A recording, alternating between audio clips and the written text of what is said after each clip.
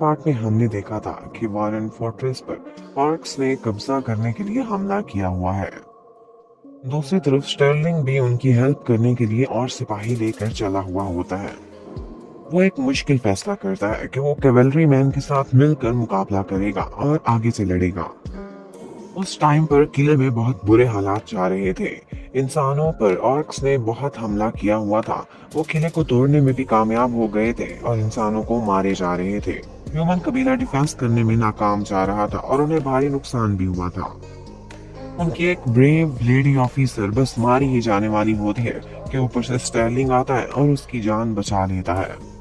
अब Szechuan army के सारे सिपाही और ऑफिसर्स खुश हो जाते हैं क्योंकि उनको लगा था कि वो मरने वाले हैं, लेकिन एंड टाइम पर उनके लिए हेल्प पहुंच गई थी। उनको उम्मीद जाग उठी थी कि अब वो लोग जीत सकते हैं। तो सारे सिपाही दोबारा से पूरी ताकत से लड़ने में लग जाते हैं। स्टर्लिंग बहुत ही कमाल का फाइटर था। वो क्रोकोडाइल कबीले को एक दफा हरा देता है, जो लोग भी किले में उस वक्त पहुंच चुके थे, और साथ ही अपने सिपाहियों को हिम्मत दिलाता है कि हम अभी नहीं हारे, हम इनका पीछा करेंगे। अब इतनी सारी फौज को देखकर और कबीले ने पीछे जाना शुरू कर दिया था। वो बाहर जाकर अपने कमांडर को बताते हैं कि ह्यूमन कबीले के लिए बहुत बड़ी आर्मी हेल्प के लिए पहुंच चुकी है। अब हमें वापस जाना होगा वरना हम मारे जाएंगे। तो उनकी सारी फौज अब वापस को भागना स्टार्ट कर देती है, जबकि स्टर्लिंग वो उन दोनों ऑफिसर्स के पास आता है और कहता है कि वॉरेन फोर्ट्रेस में आप लोगों के पास छोड़ के जा रहा हूँ। मैं इन लोगों का पीछा करूंगा और वहां तक पहुंचा के आऊंगा जहां से ये लोग आए थे। अब स्टर्लिंग की इतनी बड़ी फौज को अपना पीछा करते हुए देखकर वो दुश्मन और भी घबरा जाते हैं और दौड़ लगाना स्टार्ट कर देते हैं। लेकिन स्टर्लिंग वो काफी बेरहम ऑफिसर था। वो और उसकी फौज उनको भागने ही नहीं देते, उनको चेस करते हैं और उनका मार मार के बुरा हाल कर देते हैं। ऑर्क्स ये सोच कर आए थे कि वो ये युद्ध जीत जाएंगे, लेकिन यहाँ पर तो सारी कहानी ही उल्टी हो गई थी। स्टर्लिंग जाकर उन लोगों को पकड़ लेता है और वहां पर वो और उसके सिपाही बहुत अच्छी फाइट करते हैं। उनके कमांडर की 1-to-1 फाइट स्टर्लिंग से भी होती है, लेकिन स्टर्लिंग की फाइटिंग स्किल्स बहुत कमाल की थी और जो सिपाही बाकी बचे थे वो डर के फिर से भागने लग जाते हैं। उसके बाद स्टर्लिंग कहता है कि हम खाएं पिएंगे, थोड़ा आराम करेंगे और उसके बाद इनको दोबारा से चेस करेंगे। यह स्ट्रेटेजी उसने ज़ीचुआन शियू से सीखी थी। ज़ेशियो हमेशा ऐसे ही करता था। जब दुश्मन घबरा जाता था और डरा हुआ होता था तो उसको चेज करता था और उस आखिरी पॉइंट तक जाता था जब तक उनको खत्म नहीं कर देता था।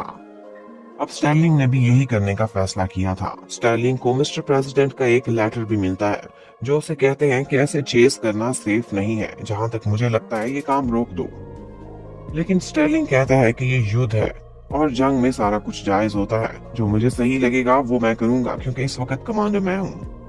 उधर क्रोकोडाइल कबीले को दिखाते हैं कि वो लोग थक हार के रात को बैठे हुए होते हैं, खाना पका के कुछ खाने की कोशिश कर रहे होते हैं, लेकिन एकदम से जमीन हिलने लग जाती है। वो होता है स्टर्लिंग और उसके घोड़े।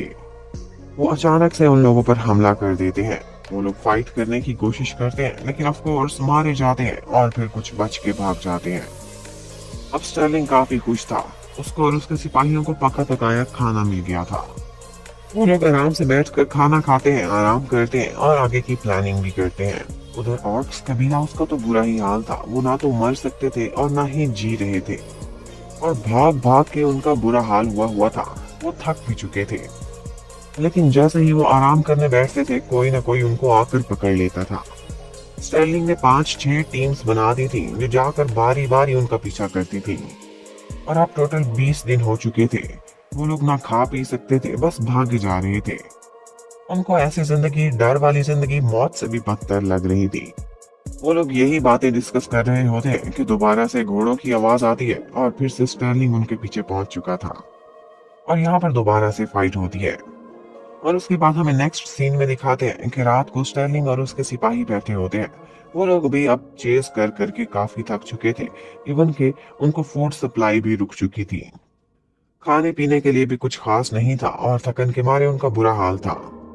एक ऑफिसर स्टर्लिंग से यही बात करता है, लेकिन वो कहता है कि अभी आराम कर लो, कल से दोबारा चेस करना होगा। फिर हमें पता चलता है कि ये युद्ध एक निराली ही युद्ध थी। हिस्ट्री में ऐसा देखने को नहीं आया था कि 23 दिन तक उन्होंने अपने दुश्मनों को चेज किया था, जो उनके इलाके में फैल चुके थे। उनको इतनी दूर भगाया था कि वो अपने प्रोविंस तक पहुंच गए थे।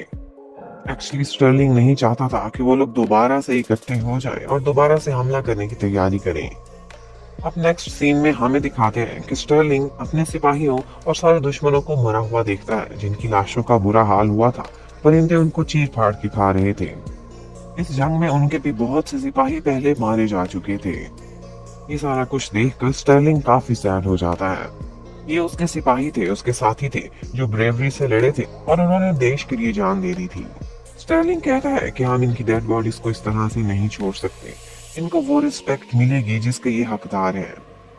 और वो लोग फैसला करते हैं कि वो अपने सारे सोल्जर्स को दफनाएंगे।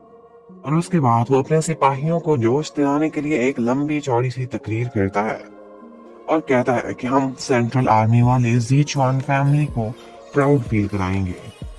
जब भी हमारे देश को हमारी जरूरत होगी, हम अपनी जान देंगे और आखिरी सांस तक लड़ेंगे। और यहीं पर ही ये पार्ट खत्म होता है। Thank you for